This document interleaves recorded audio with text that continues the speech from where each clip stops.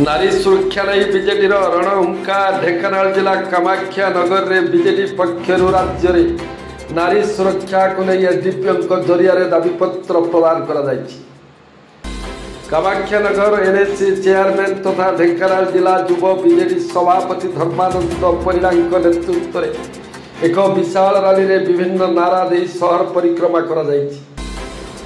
सहित राज्य में आईन श्रृंखला और नारी निर्यातना रोकने सरकार संपूर्ण विफल थिबा बीजेडी प्रकाश करी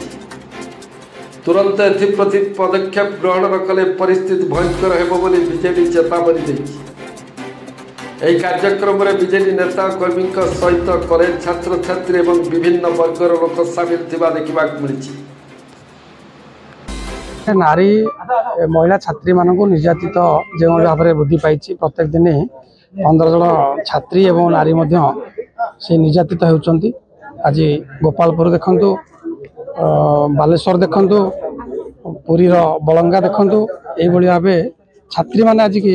कॉलेज स्टूडेंट मैंने से बलि पड़ जाती। सरकार जो भाव लोक मान शासन कर आज कहीं मानुना सरकार को ये सरकार जो दिन ठारू गादी बसला प्रत्येक दिन ये कार्यक्रम होची जे नारी निर्यातन और छात्र निर्यातन चली विशेषकर लोक मान